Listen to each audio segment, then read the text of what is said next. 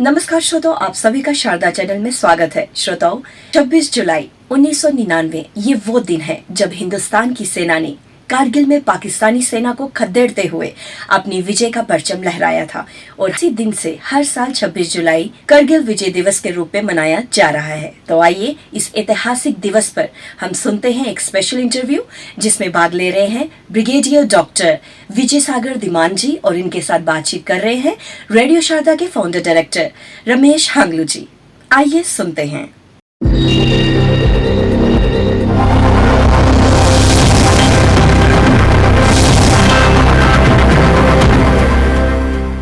Radio Sharda में आप सबका स्वागत है और आज हमें बहुत खुशी है कि करगिल विक्ट्री दिवस के ऊपर हमारे साथ ब्रिगेडियर डॉक्टर विजय सागर धीमान जी हैं, जो युद्ध क्षेत्र के एक्सपर्ट है और जिन्होंने स्ट्रेटेजिक आर्मी स्ट्रेटजी में अपना एक नाम कमाया है। ब्रिगेडियर साहब, आपका स्वागत है। नमस्कार। Thank you very much. नमस्कार Ramesh ji, thanks for having me on your platform. देखिए साहब, चूंकि करगिल विजय दिवस मना रहे हैं, पूरे भारतवर्ष में मना रहे हैं और हम भी अपनी तरह से इसमें योगदान देना चाहते हैं, तो इसमें हम बातचीत करेंगे। और सबसे पहले मैं आपसे ये पूछना चाहता था कि ये जो करगिल वार था, ये हमारे लिए एक वार्निंग थी, थ्रेट था या एक चैलेंज था? देखिए, जहां तक कारगिल विजय दिवस की बात है, अब आज ये सिल्वर जुबली सेलिब्रेशन है इस साल। 25 साल पहले ये हुआ और एक बहुत जबरदस्त चैलेंज के तरफ से ये उभर के आया और कहें तो एक हमारे लिए वार्निंग भी थी, परंतु ये एक उल्टी वार्निंग थी। तो मैं थोड़ा सा इसका इतिहास आपको बताना चाहूंगा। देखिए, कारगिल जो जगह है बेसिकली लाइन ऑफ कंट्रोल के ऊपर आती है। जब 47 में सीज फायर हुआ तो जो लाइन ऑफ कंट्रोल उस समय डिसाइड की गई थी कि जो एरिया पाकिस्तान के पास रह गया और हमारे पास था, वहां की जो टोपोग्राफी है, जो वहां की ज्योग्राफी है, वो इस किस्म की है कि जो हमारी हाईवे है, कश्मीर कारगिल और लेह हाईवे है, ये बिल्कुल लाइन ऑफ कंट्रोल के बगल से गुजरती है। और वहां पे ऊंची ऊंची पहाड़ियां हैं जहां पे हाई ऑल्टीट्यूड एरियाज है, 14,000 फुट 16,000 फुट, और मोस्ट ऑफ द टाइम वो जो साल में बर्फ से ढकी रहती हैं।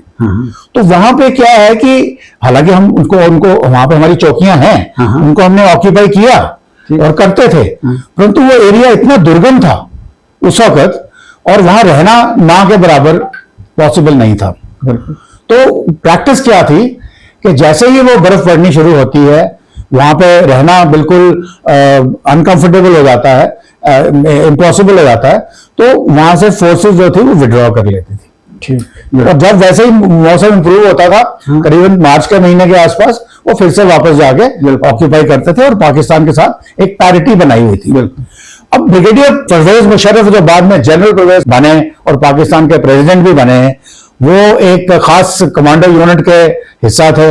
उनके दिमाग में एंटी इंडिया हेट्रेड थी और वो जनरल जियाउल हक या फील्ड मार्शल जियाउल हक, प्रेसिडेंट ऑफ पाकिस्तान, उनके खास आदमी थे जिन्होंने ऑपरेशन टोपैक शुरू किया, क्योंकि उनको पता चल गया 47 में भी मार खाई, 65 में भी मार खाई, 71 में भी मार खाई, अब यहाँ सियाचिन हो गया, वहां भी मार खाई। सियाचिन में भी इंडिया ने जाके कैप्चर कर लिया। अब जो सियाचिन की जो जितनी भी लॉजिस्टिक्स थी वो ले के थ्रू थी और ले के तक जाने का रास्ता एक ही था, श्रीनगर ले या कारगिल और ले, और कारगिल के पास जो था लाइन ऑफ कंट्रोल बिल्कुल सटी हुई थी। तो उनको पता था कि जो इंडियन आर्मी के फौजी हैं वो विंटर्स में ये फोर्स को वकेट कर देते हैं, winter vacation as a normal procedure. बिल्कुल पाकिस्तानी भी करते होंगे अपनी तरफ में। तो उन्होंने एक किस्म की वो दिखाई, अपना इनिशिएटिव दिखाया कि यार ये विंटर में वेकेट करते हैं तो हम इनको ऑक्यूपाई कर लेते हैं। अब यहाँ पे आपने पूछा था वार्निंग, थ्रेट और चैलेंज। अब चैलेंज यहाँ पे ये आया कि किसी के दिमाग में ये आना चाहिए, चैलेंज तो हुआ क्योंकि हाईवे को इंटरनेट कर लिया, मींस लॉजिस्टिक्स जाएगी नहीं। ये जो आपकी हाईवे बनी है हिमाचल प्रदेश से कुल्लू मनाली से, वो अब बनी है, अब एक रास्ता और भी बन रहा है, और उस वक्त एक ही रास्ता था। मतलब कि अगर वो हाईवे काट दी जाए तो पूरा का पूरा लद्दाख कट गया, सियाचिन कट गया, सब कुछ पाकिस्तान की झोली में चला गया। तो प्लानिंग तो उनकी तरफ से बड़ा, हमारे लिए तो बहुत बड़ा चैलेंज था। अब वार्निंग ये थी कि यहाँ पे हमें नहीं दिमाग में आया कि पाकिस्तान इसको ऑक्यूपाई भी कर सकता है। हमारे दिमाग में यही रहा कि अगर हम इसको ऑक्यूपाई नहीं करेंगे, करते हैं, तो वहां रहना मुश्किल है। विंटर्स के टाइम पे। परंतु हमारे दिमाग में ये बात नहीं आई कि सियाचिन का तो एक्सपीरियंस हमारे पास है। तो जैसे हम सियाचिन में सर्वाइव कर रहे हैं, जो इससे भी डिफिकल्ट था, तो यहां क्यों नहीं करने? वो एक किस्म की वार्निंग थी कह लो, या इंटेलिजेंस फेलियर, या जो भी लोग बड़े बड़े नाम देते हैं, कुछ भी हो सकता है। तो उस चीज को उन्होंने कर लिया। तो अब हमारे लिए चैलेंज था कि इसको हमने कैसे इवैक्यूएट करना है। और ये इलाका जो बेसिकली आता है, ये अगर आप देखें, ये चलता है आपका रफली हाईवे का, चलता है आपका मशको से, फिर उसके बाद आता है कारगिल, काकसर और बटालिक। ये 4 जो रीजन है, सारी की सारी लड़ाई यहां पे हुई, जो हमने लड़ाई लड़ी। और बिल्कुल एक जब डिफेंडर बैठा हो हाइट्स पे, तो वो बड़ी से बड़ी फौज को नीचे से रोक सकता है चढ़ने के लिए। तो हमने फिर भी, हमारे जो जाबाज सिपाही थे या यंग ऑफिसर्स थे, वो सारी ऑड्स के अगेंस्ट, मतलब कि वो रस्सियों से लेकर के स्टीप क्लाइम्स के ऊपर चढ़े, अगेंस्ट द एनिमी फायर, और चढ़े और उनको डिस्ट्रॉय किया। और कुछ हाउस होल्ड नेम्स आपने सुने होंगे, कैप्टन विक्रम बत्रा, राइफलमैन संजय कुमार, तो इस किस्म के नाम आपने देखे और पिक्चर भी बनी है इसके ऊपर। स्ट्रेटेजिकली पाकिस्तान ने इसीलिए किया कि सियाचिन कट जाए, लद्दाख कट जाए और हम एक ब्लॉक बन जाए इंडिया के लिए। स्ट्रेटेजिकली तो एक पाकिस्तान का बहुत मास्टर स्ट्रोक थी, आई वुड से, जो कि हमें भी समझ में आनी चाहिए थी।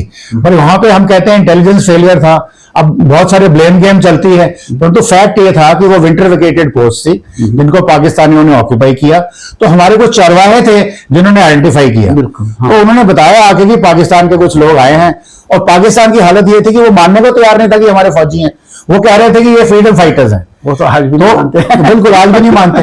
तो जब हमने उनके बंदों को मारा, तो उनके जेब से आइडेंटिटी कार्ड निकले, नॉर्दर्न लाइट इन्फेंट्री के 4 NLI 5 NLI के जवान थे, अफसरों के आइडेंटिटी कार्ड थे। तो फिर हमने बोला भाई देखो आपकी डेड बॉडीज हैं। अब वो पहले तो माने ही नहीं, बोले हमारे जवान है ही नहीं है, ये तो हम आपके फ्रीडम फाइटर्स हैं।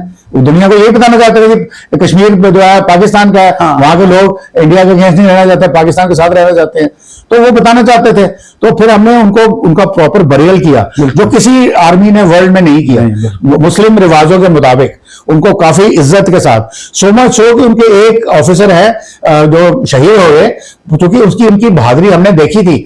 हमारे कमांडिंग ऑफिसर ने उनकी साइटेशन लिख के पाकिस्तान को भेजी और पाकिस्तान ने उनको सितारा जुर्रत दिया हमारे कहने पे। तो ये इथोस है इंडियन आर्मी के कि जो दुश्मन, हम प्रोफेशनल हैं, दुश्मन अगर बहादुरी दिखाता है तो हम उसकी कदर करते हैं, परंतु हमने अपने देश को भी बचाना है। तो हमने उनको खैर खत्म तो किया, पर उसने जो बहादुरी दिखाई उसका हमने जिक्र किया उनकी आर्मी के साथ।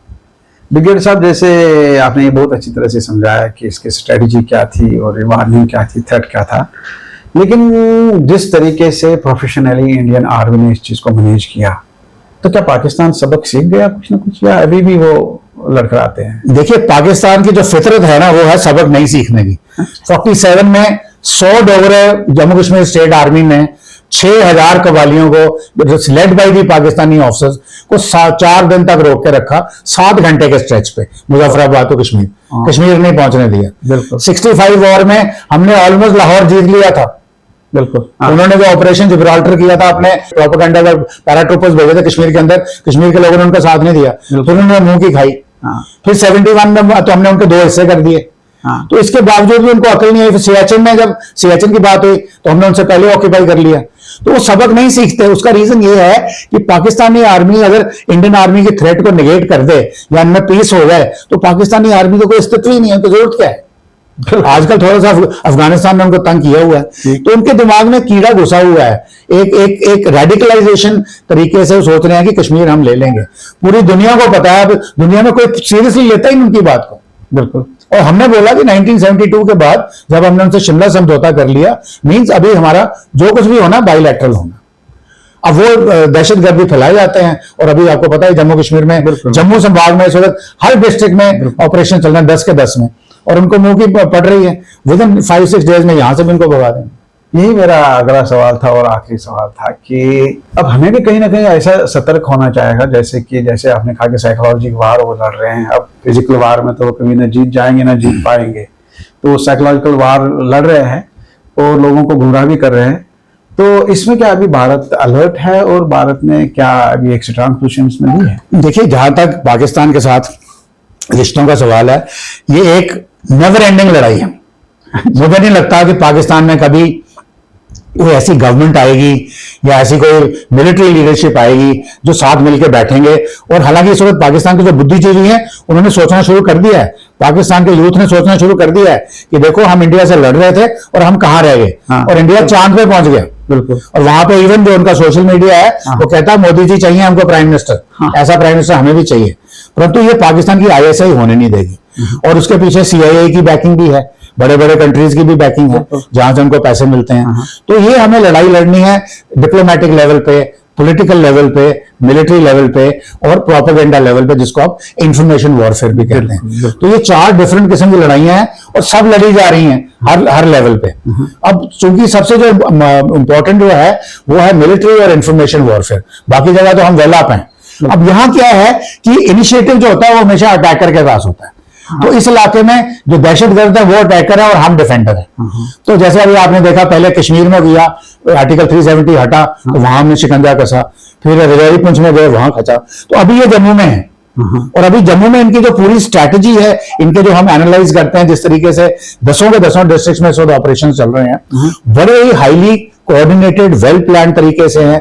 उनकी ट्रेनिंग अफगानिस्तान में हुई है, उनके पास वर्ल्ड के बेस्ट वेपन्स हैं, M4 कार्बाइन जो अमेरिकन हैं, फिर असॉल्ट राइफल्स ऑस्ट्रेलिया की और बुलेट प्रूफ स्टील बुलेट्स जो एंटी आर्मर होती हैं चाइना की, सैटेलाइट सिस्टम कम्युनिकेशन के चाइना के। तो उसके साथ वो आके फिर उनकी जो पॉलिसी है कंसोलिडेशन एंड कंसिडरेशन की स्ट्रेटेजी यूज कर रहे हैं, वो आके रेकी करते हैं, लोगों से मिल जाते हैं। गुजर कम्युनिटी को उन्होंने सबवर्ट कर लिया है। कल तक ये गुजर बकरवाल हमें इंडियन आर्मी को रिपोर्ट देते थे इंटेलिजेंस, अब वो उनको दे रहे हैं, चाहे उनको गन पॉइंट पे ले रहे हैं, उनके मोबाइल छीने जा रहे हैं, मोबाइल के हॉटस्पॉट पे काम किया जा रहा है। तो उनके मोबाइल में उनकी फोटो पीछे दे रहे हैं कि अगर हमारी मदद नहीं करोगे तो अगला लॉट आगे आपको मार देगा, आपके भाई बंधुओं को मार देगा। तो इस किस्म की जो टैक्टिक्स करने हैं, तो अभी इंडियन आर्मी लगी है, जम्मू कश्मीर पुलिस लगी हुई है, वहां पे एडिशनल फोर्सेस आ रही हैं, ह्यूमन के भी वाई किए जा रहे हैं, जनता को भी बोला जा रहा है कि आप भी इसमें भागीदार बनिए, और ये चल रहा है और they will be wiped off.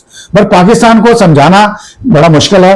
अभी एक चीज और जो मैं बताना चाहूंगा, हम बार बार बोल रहे हैं, इंडस वाटर ट्रीटी हुई थी जिसमें चिनाब, झेलम और सिंध का पानी पाकिस्तान को दिया गया। हम कहते हैं हम वो अभी रोकेंगे हम, क्योंकि ये नहीं हो सकता हमारी तरफ से पानी जाए और उनकी खुशहाली हो और उनकी तरफ से हमारा ब्लड आए, उनको वो हमारा खून बहाए, अब उनको पानी दें पिलाएं, ये नहीं हो सकता।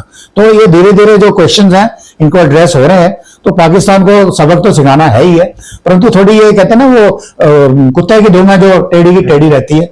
बट अभी जो पॉजिटिव साइंस ये है, यानी कि सिल्वर लाइनिंग की जो हम बात करते हैं कि पाकिस्तान का यूथ, पाकिस्तान के बुद्धिजीवी और पाकिस्तानी जो सेटल्ड अब्रॉड, उनको समझ में आ रहा है कि पिछले 75 साल में हम दोनों ने क्या किया और हमारी पोजीशन क्या है, इनकी पोजीशन क्या है। वो सिर्फ कभी अमेरिका के टुकड़ों पे, कभी चाइना के टुकड़ों पे, कभी किसी टर्की के टुकड़ों पे, कभी OIC के टुकड़ों पे उन पे पलते हैं और शोर मचाते हैं, और सुनता उनको कोई है नहीं। डिप्लोमेटिकली इंडिया ने सबको चेकमेट कर रखा है। तो in a matter of time let's see if things improve और पीस प्रिवेल करता है यहाँ पे। थैंक यू ब्रिगेडियर साहब, वी आर ऑल हैप्पी कि आपने हमें इतनी जानकारी दी। Thanks a lot. धन्यवाद, बहुत बहुत धन्यवाद। दर्शकों को मेरी तरफ से आप धन्यवाद दीजिए। चलो, थैंक यू।